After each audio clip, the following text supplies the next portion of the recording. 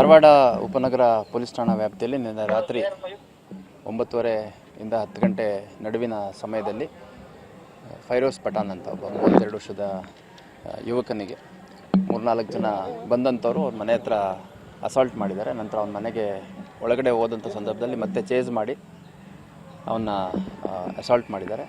ಅಸಾಲ್ಟಲ್ಲಿ ಅವನಿಗೆ ಇಂಜುರೀಸ್ ಆಗಿ ನಂತರದಲ್ಲಿ ಅಲ್ಲೇ ಡೆತ್ ಆಗಿದೆ. ಬಾಡಿಯನ್ನು ಇಲ್ಲಿ ಕಿಮ್ಸ್ ಶವಾಗಾರಕ್ಕೆ ಶಿಫ್ಟ್ ಮಾಡಲಾಗಿದೆ. ಪ್ರಕರಣ ಒಂದು ಕೊಲೆ ಪ್ರಕರಣವನ್ನು ಸಬರ್ಬನ್ ಪೊಲೀಸ್ ಠಾಣೆಯಲ್ಲಿ ನಾವು ದಾಖಲು ಮಾಡ್ಕೊಂಡಿದ್ದೀವಿ. ಆರೋಪಿಗಳ ವಿವರಗಳನ್ನು ಪಡ್ಕೊಂಡಿದ್ವಿ ಮತ್ತು ಆದಷ್ಟು ಬೇಗ ಅರೆಸ್ಟ್ ಮಾಡಲಾಗುತ್ತೆ. ಏನು ಕಾರಣ ಏನಾಗುತ್ತೆ ಬಂದಿದೆ ಸರ್? ಕಾರಣ ಅವರ ನಡುವೆ ಯಾರು ಇವಾಗ ಮೃತ ಹೊಂದಿದ್ದಾರೆ ಮತ್ತು ಆರೋಪಿಗಳ ನಡುವೆ ಒಂದು ವೈಯಕ್ತಿಕ ವೈಷಮ್ಯ ಇತ್ತು ಅಂತ. ಅದು ಯಾವ ಮಟ್ಟದ ವೈಯಕ್ತಿಕ ವೈಷಮ್ಯ ಅನ್ನುವಂಥದ್ದನ್ನು ನಾವಿನ್ನು ಪತ್ತೆ ಮಾಡಬೇಕಾಗಿದೆ. ಎಷ್ಟು ಜನರು ವಶಕ್ಕೆ ತಂದು ಸರ್?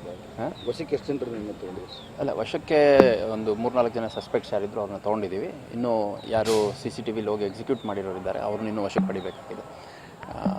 ಆದಷ್ಟು ಬೇಗ ಅವ್ರನ್ನ ಅರೆಸ್ಟ್ ಮಾಡಲಾಗಿದೆ. ಇದರಿಂದ ರಾಜಕೀಯ ಪಿತೂರಿ ಏನಾಗ್ತದೆ? ಅದು ನಮ್ಮ ತನಿಖೆಯಲ್ಲಿ ಗೊತ್ತಾಗುತ್ತೆ. ಯಾಕಂದರೆ ಇವರೆಲ್ಲರೂ ಒಂದೇ ಪಕ್ಷಕ್ಕೆ ಸೇರಿದಂಥವ್ರು. ಅದನ್ನು ಹೊರತಾಗಿ ಅವರ ನಡುವೆ ಸ್ವಲ್ಪ ವೈಯಕ್ತಿಕ ಸಂಘರ್ಷ ಇತ್ತು ಅಂತ. ಯಾವ ರೀತಿ ಸಂಘರ್ಷ, ಯಾವ ಕಾರಣಕ್ಕಿತ್ತು ಅನ್ನೋಂಥದ್ದನ್ನು ನಾವು ತನಿಖೆಯಲ್ಲಿ ಪತ್ತೆ ಮಾಡಬೇಕಾಗಿದೆ. ಅಶೋಕನಗರ ಪೊಲೀಸ್ ಠಾಣೆಯಲ್ಲಿ ಮತ್ತೊಂದು ಫಿಕ್ಸ್ ಆಗಿತ್ತು ಆ ಆ್ಯಂಗಲ್ ಏನಾದರೂ ತನಿಖೆ ಮಾಡ್ತೀವಿ? ಅಲ್ಲ, ಎಲ್ಲ ಆಸ್ಪೆಕ್ಟ್ಸ್ ಆಗುತ್ತೆ. ಇವಾಗ ಒಂದು ವೈಯಕ್ತಿಕ ಸಂಘರ್ಷ ಅಲ್ಲಿ ಆರೋಪಿಗಳಂತೂ ಯಾರು ಅಂತ ಗೊತ್ತಿದೆ.